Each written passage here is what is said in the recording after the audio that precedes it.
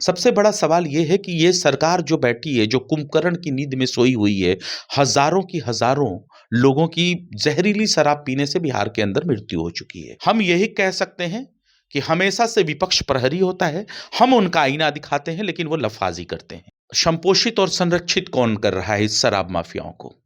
सरकार के लोग कर रहे हैं। लेकिन जो बड़े लोग हैं, जो बड़े माफिया हैं, चाहे वो नीट पेपर लीक का माफिया हो, बीपीएससी पेपर लीक का माफिया हो, शराब माफिया हो, भू माफिया हो या फिर बालू माफिया हो, इन सबको सरकार के लोग संपोषित और संरक्षित करते हैं कि हजारों लाख लीटर शराब चूहे पी गए।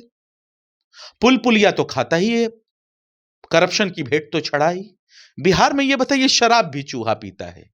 लेकिन जो बड़े लोग हैं, जो बड़े माफिया हैं, चाहे वो नीट पेपर लीक का माफिया हो, बीपीएससी पेपर लीक का माफिया हो, शराब माफिया हो, भू माफिया हो या फिर बालू माफिया हो, इन सबको सरकार के लोग संपोषित और संरक्षित करते हैं।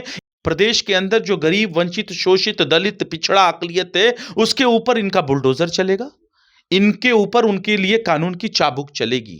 जिनकी जहरीले शराबों से आंखों की रोशनी चली गई, जिनकी मृत्यु हो गई, जिनकी बस्तियां उजाड़ दी गई, उन सबको भारतीय जनता पार्टी और जनता दल यूनाइटेड के बड़े बड़े मंत्री और नेता उनको संपोषित और संरक्षित करते हैं। नमस्कार, आप देख रहे हैं चौकस भारत और मैं ब्रजेंद्र।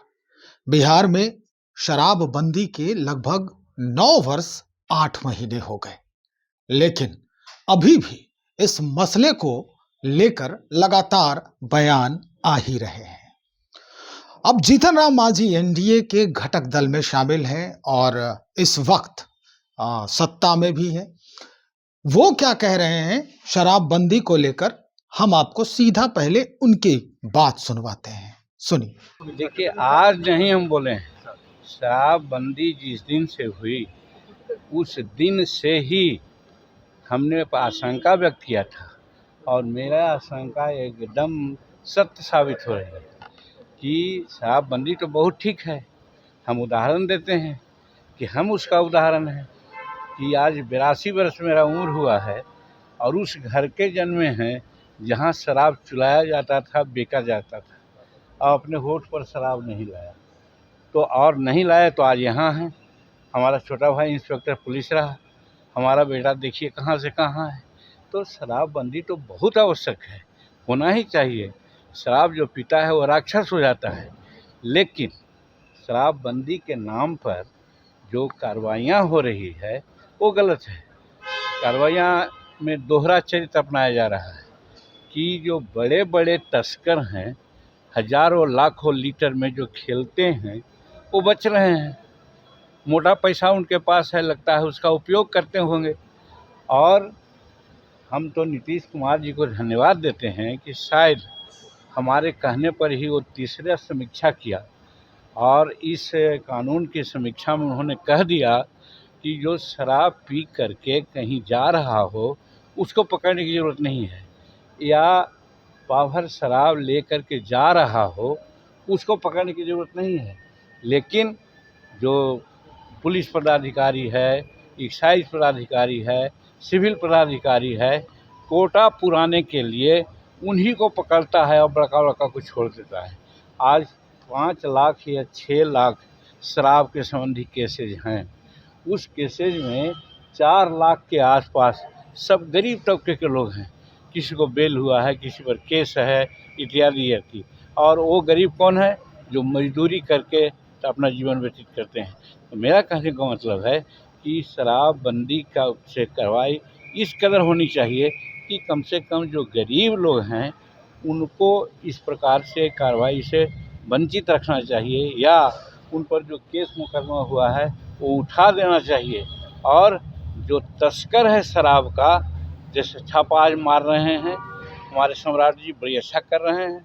इस तरह की छापामारी करके उन लोगों को नकेल कस देगा तो हम समझते हैं कि शराबबंदी सफल होगी। चौथा समीक्षा की जरूरत है सर शराबबंदी कानून पर? निश्चित।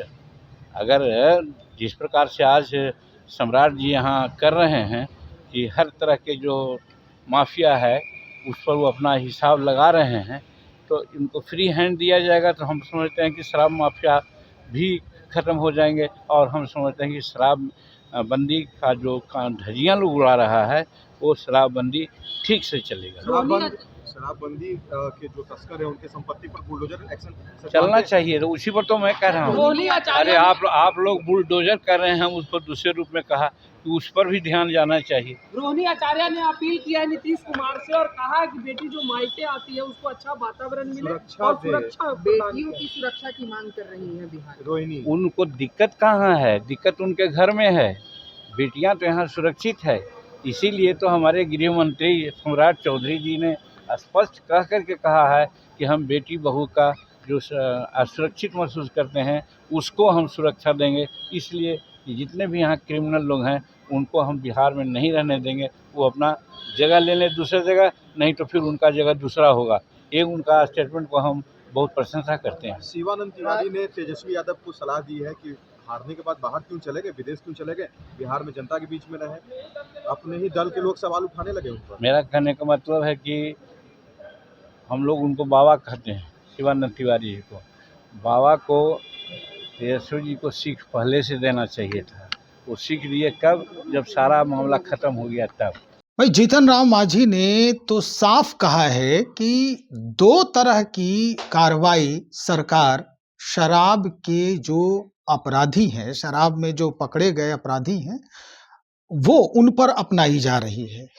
पहली ये कि जो माफिया हैं या बड़े लोग हैं उन पे कोई कार्रवाई नहीं हो रही है, वो बच जा रहे हैं, और जो छोटे लोग हैं वो अब पकड़े जा रहे हैं। उनको धर पकड़ के एक टारगेट पूरा करने के लिए सरकार जो है या प्रशासनिक अधिकारी जो हैं वो लगातार इस पर अपनी कार्रवाई दिखा रहे हैं। अभी कुछ सवाल और अब खड़े हो रहे हैं जिसको हम साझा करेंगे। आज हमारे साथ आरजू खान साहब हैं, प्रदेश प्रवक्ता हैं आरजेडी के। इन्हीं से हम इसको साझा करते हैं और जानने का प्रयास करते हैं। सीधा सवाल अब जो है वो ब्यूरोक्रेट्स पे उठाया रहे हैं जीतन राम मांझी, कैसे देखते हैं इसको? ये सवाल उनका कोई पहली बार नहीं है। इससे पहले भी उन्होंने सरकार के ऊपर सवालिया निशान खड़ा किया है, मद्य निषेध मंत्री रजनीश सदा ने भी। और मैं जीतन ही राम मांझी जी का वो बयान याद दिलाऊंगा कि यहाँ अधिकारी लोग पीता है शाम को, बड़े बड़े नेता लोग पीता है। उन्होंने ये चीजें कही थी और उसके बाद वो लगातार इस तरीके का बयान देते हैं। उनको भी पता है कि जिस गरीब, वंचित और शोषितों की वो बात करते हैं, जिस जाति से आते हैं, उस वर्ग के बच्चे इस शासन और सत्ता के अंदर, डबल इंजन सरकार के अंदर 4,35,000 के करीब जेल की सलाखों के पीछे हैं।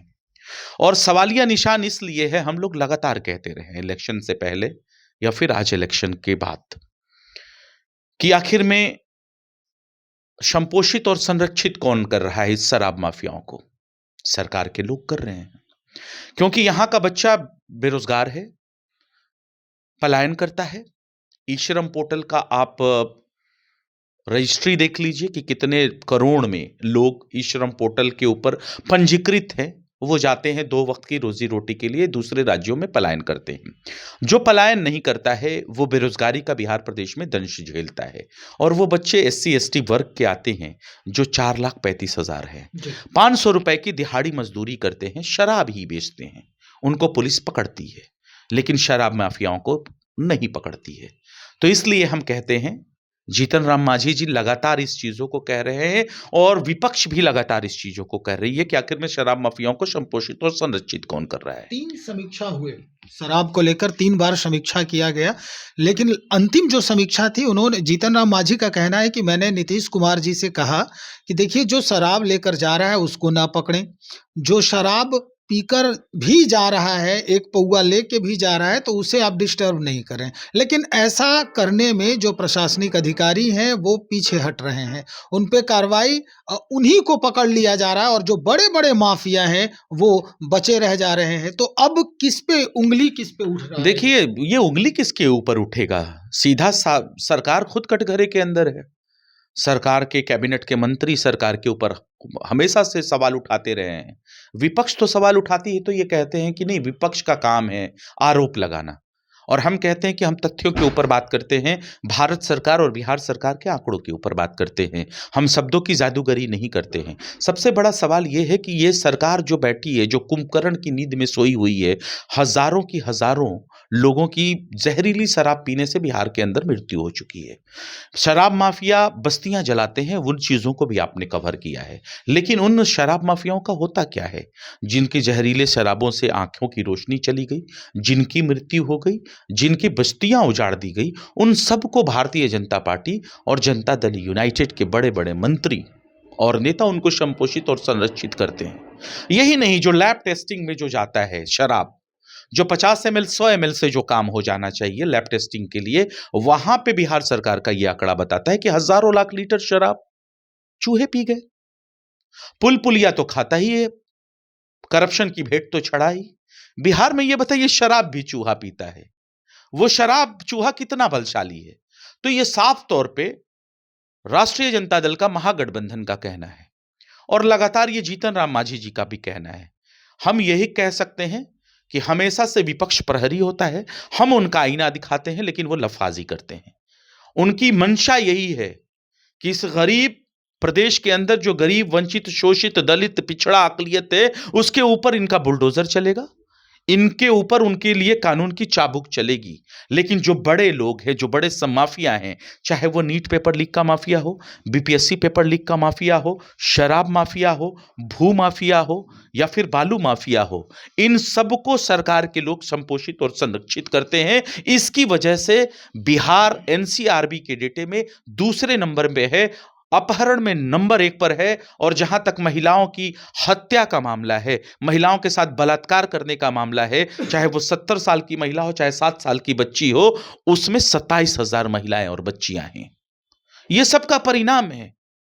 आप इलेक्शन को मैनिपुलेट करके जीत जाते हैं, मशीनरी तंत्र से जीत जाते हैं, इलेक्शन कमिश्नर को अपने साथ मिलाकर जीत जाते हैं, लेकिन हकीकत यही है कि बिहार की जनता त्रस्त हो चुकी है और बिहार में जो विपक्षी पार्टियां हैं, जो राष्ट्रीय जनता दल है, इस मुद्दे को उठाती रहती है। हम कल भी उठाते थे, आज भी उठाते हैं और उठाते रहेंगे। और जीतन राम मांझी तो खुद के अपने सरकार के सवाल को वो ये भी कह रहे हैं अर्जू साहब कि वो फ्री हैंड कर देना चाहिए सम्राट चौधरी को इस मामले में। फ्री हैंड अगर हो जाते हैं तो निश्चित तौर पर इस पर भी वो मैं कहता हूं कि उनको को रोक कौन रहा है?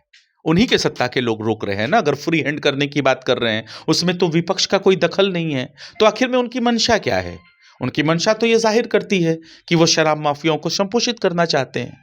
मैं कहता हूं, इससे पहले भी तो डिप्टी सीएम थे ना सम्राट चौधरी जी, कोई नई चीज थोड़ी है। वो किसके ऊपर सवालिया निशान खड़ा कर रहे हैं? अपने ही सरकार को कटघरे में वो खड़ा कर रहे हैं। इससे पहले भी डबल इंजन की सरकार थी, इससे पहले भी विजय सिन्हा, सम्राट चौधरी दो भारतीय जनता पार्टी के डिप्टी सीएम थे, तो उनको करने से रोकता कौन है?